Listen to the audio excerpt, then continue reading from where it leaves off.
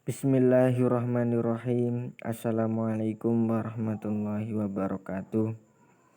Kami dari kelompok 12 akan mempresentasikan makalah kami yang bertemakan peradilan agama di Indonesia. Pengertian peradilan agama. Peradilan agama adalah salah satu dari peradilan negara di Indonesia yang sah yang bersifat peradilan khusus yang berwenang dalam jenis perkara perdata Islam tertentu bagi orang-orang Islam di Indonesia. Tugas pokok pengadilan agama merupakan pengadilan tingkat pertama yang bertugas dan berwenang memeriksa, memutus dan menyelesaikan perkara-perkara di tingkat pertama antara orang-orang yang beragama Islam di bidang perkawinan, waris, wasiat, hibah, wakaf, zakat, infak, sedekah dan ekonomi syariah sebagaimana diatur dalam pasal 49 Undang-Undang Nomor 3 Tahun 2006 tentang perubahan atas Undang-Undang Nomor 7 Tahun 1989 tentang peradilan agama. Fungsi peradilan agama. Fungsinya yaitu ada 5. Yang pertama, fungsi mengadili, yakni menerima, memeriksa, mengadili dan menyelesaikan perkara-perkara yang menjadi kewenangan pengadilan agama dalam tingkat pertama. Kemudian fungsinya untuk pembinaan, yakni memberikan pengarahan, bimbingan dan petunjuk kepada pejabat struktural dan fungsional di bawah jajarannya, baik menyangkut teknis yudisial, administrasi peradilan maupun administrasi umum, keuangan, kepegawaian dan pembangunan. Yang ketiga fungsi administrasi, yang keempat fungsi pengawasan dan yang kelima fungsi nasihat. Sejarah peradilan agama di Indonesia.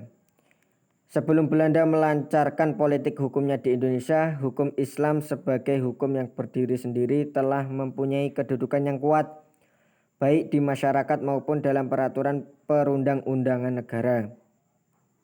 Kerajaan-kerajaan Islam yang pernah berdiri di Indonesia melaksanakan hukum Islam dalam wilayah kekuasaannya masing-masing. Bila tidak ada hakim di suatu wilayah tertentu, maka 2 orang yang bersengketa itu dapat bertahkim kepada seseorang yang dianggap memenuhi syarat. Perkembangan qadha al-syar'i atau peradilan agama di Indonesia dimulai dari periode tahkim, yakni pada permulaan Islam menginjakkan kakinya di bumi Indonesia dan dalam suasana masyarakat sekeliling belum mengenal ajaran Islam.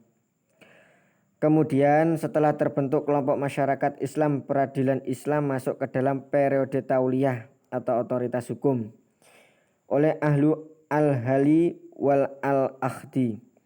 Keadaan demikian ini jelas terlihat di daerah-daerah yang dahulu disebut daerah peradilan adat.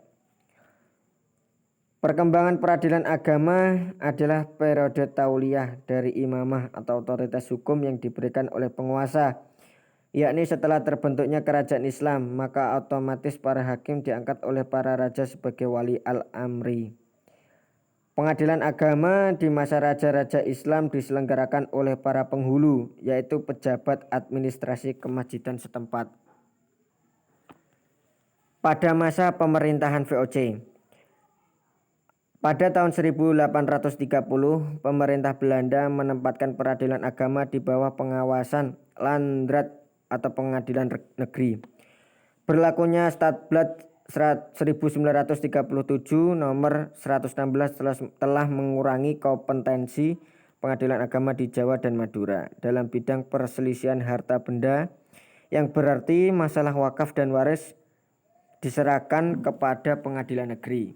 Pada tanggal 3 Januari 1946 dengan keputusan pemerintah nomor 1 JSD dibentuk Kementerian Agama, kemudian dengan penetapan pemerintah tanggal 25 Maret 1946 nomor 5/SD, semua urusan mengenai Mahkamah Islam Tinggi dipindahkan dari Kementerian Kehakiman ke dalam Kementerian Agama.